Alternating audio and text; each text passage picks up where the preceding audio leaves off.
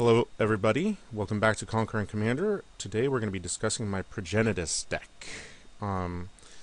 Just so everybody knows, if you go to puremtgo.com and look up my web series, my article series, or however you want to describe it, you can see the entire deck list written out here like this, all nice and neat, and broken down my card type. But if you don't want to do that, you can go ahead and stick around for this deck tech right here. Now recently, fairly recently at least, somebody asked for a Progenitus deck, one of the subscribers, and I figured, okay, might as well give it a shot.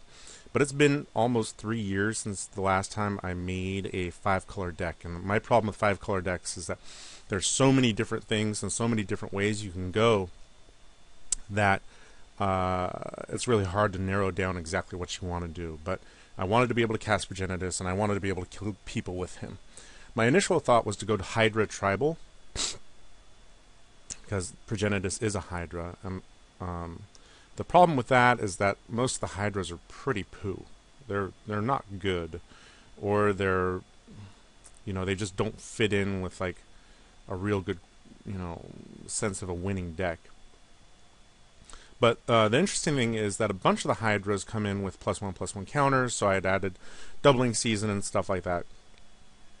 And I figured, go away, that I could, add planeswalkers, not go overboard with the planeswalkers. There's only like 7 or 8, but like kind of combine them. And then I mashed these two ideas together, and I ended up hacking away at the bad Hydras, kind of filling in the gaps that I needed to. And after a bunch of experimentation, this is the deck that I came up with.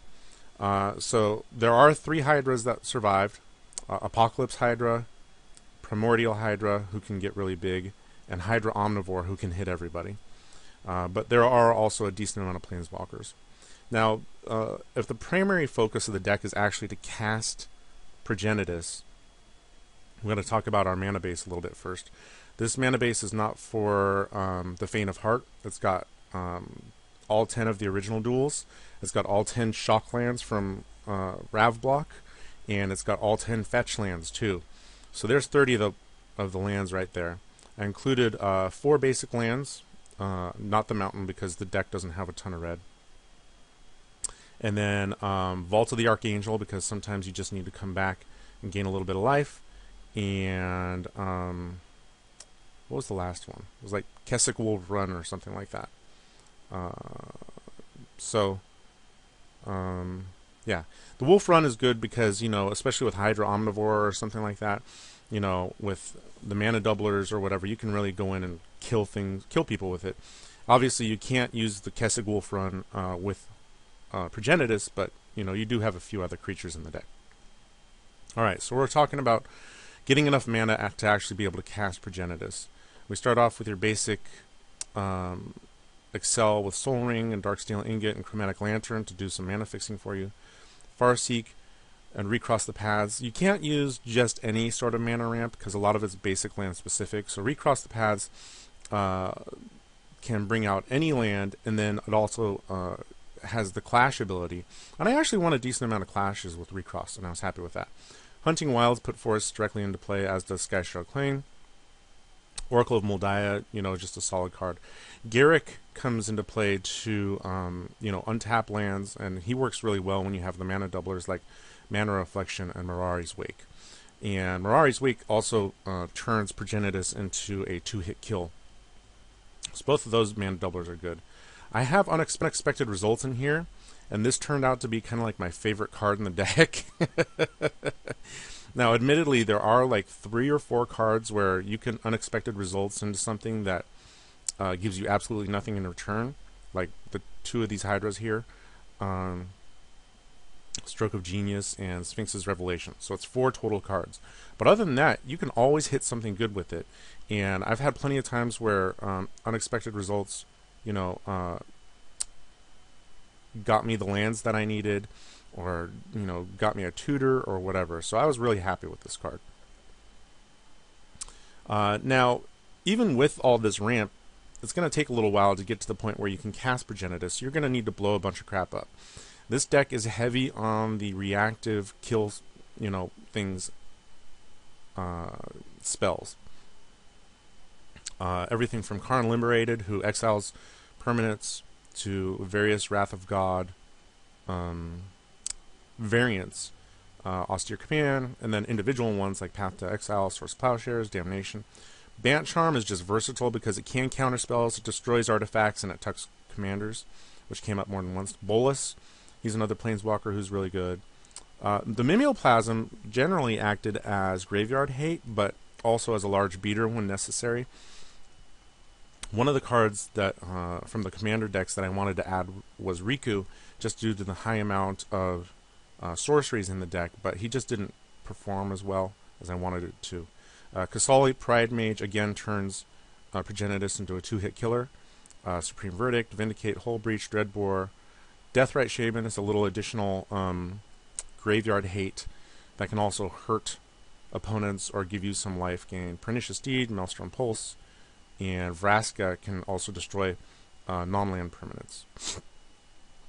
This is turning into a control deck essentially, so every control deck likes its card draw. Stroke of Genius. I wanted to run Blue Sun Zenith, but the triple blue was just too hard to deal with, so I went with Stroke. Time Spiral gets all your stuff back. Tezzeret's Gambit. There are planeswalkers and things with counters on them, so the proliferate isn't horrible. Jace, Phyrexian Arena, Wheel of Fortune. I added Wheel because I needed more red cards so that I could effectively use All Sun's Dawn to get stuff back from my graveyard. The deck is low on red cards. Sphinx's Revelation is some nice life gain. Asperia never really came out. I don't think I ever got it into play, but I assume it's going to be good. And then Urban Evolution helps with the ramp and some card draw as well. I've got a variety of tutors here, from the traditional like Vampiric, Demonic, and Grim Tutor to Enlightened Tutor and Academy Rector. These two are mainly there for Mirari's Wake and Mana Reflection. And then finally, Wargate puts stuff directly into play if necessary, and is just a solid card. I have some defense in here, and it's not a lot, but it's been helpful. Collective Restraint really puts a damper on people trying to attack you. Propaganda is solid, and then Dread is the Walking No Mercy. Originally, I also had Norn's Annex in here, but people were more than willing to pay the 2 life to attack me, and so I just took it out for Dread, and Dread worked way better. Now, I think you've heard me talk a couple times about turning Progenitus into a 2-hit kill. Ideally, I want him to really just be a 1-hit kill, and there's a couple different ways here to do that. Rafik of the Many can turn Progenitus into a 1-hit kill. He gets Exalted, he gets Double Strike, bam, people are dead. Same with Finest Hour. Finest Hour technically takes 2 hits, but it's in the same attack phase, so you're good to go with killing people. Sorin brings people down to 10. 1 hit with Progenitus, you're good. Forgotten Ancient actually worked really well. You can transfer the counters from Forgotten Ancient onto Progenitus because it doesn't target. And I did have a couple times where I got Progenitus up to like the 21-21 or 25-25 range by just having Forgotten Ancient last out there long enough. And then, he was able to stomp all over people. I do have 2 methods of recursion in here, All Sun's Dawn and Sun Titan. Sun Titan is in here mainly to act as ramp because most of the time you're just going to be getting another fetch land with the Titan. And All Sun's Dawn brings back a bunch of cards for you to play with. There is an argument to be made to have Eternal Witness in here. I just didn't know what to cut, and the deck did fine with just these. There have been a couple times where I tutored for All Sun's Dawn, and then I would All Sun's Dawn and get back at the tutor. So I really liked this card in this deck. Like I said, there are 3 Hydras left that survived the cuts. Primordial Hydra gets really big. Hydra Omnivore hurts everybody.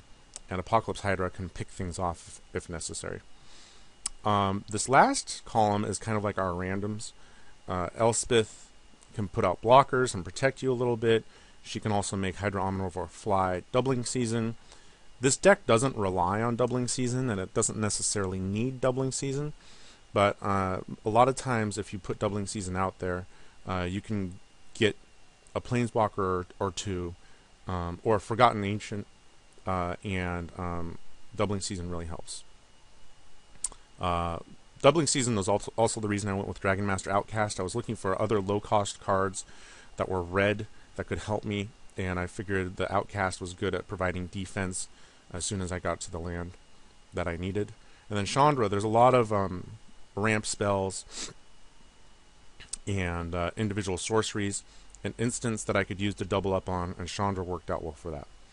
So that's kind of the deck. You know, you kind of sit back, blow things up, ramp a little bit until you can get Progenitus out. Let's take a look at the stats here real quick. Once it pops up, there we go. So the average CMC is 3.67. You can see the curve isn't really much of a curve; it's more real blocky. And of course, there's not very many red cards here. But you know, I didn't have too many mana problems with the deck, and almost every game I was at least able to cast Progenitus once.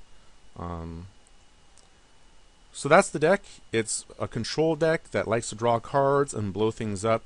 It's kind of reactive. If you don't like playing a lot of reactive cards, you could go more proactive and add additional planeswalkers.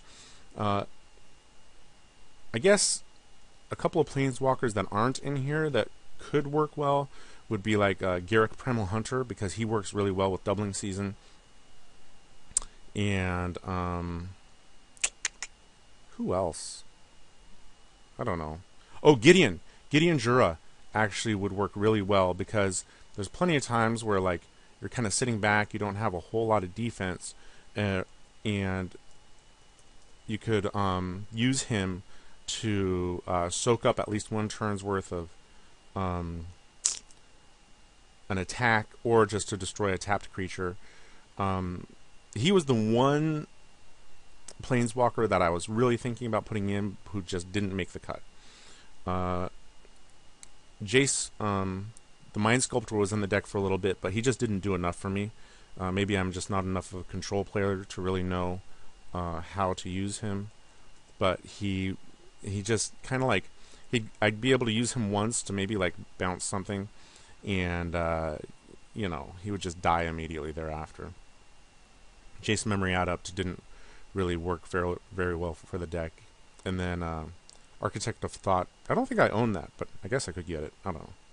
So anyways, that's the deck. More controlling, but you want to be able to kill people with Progenitus, and the deck does a good job of doing that.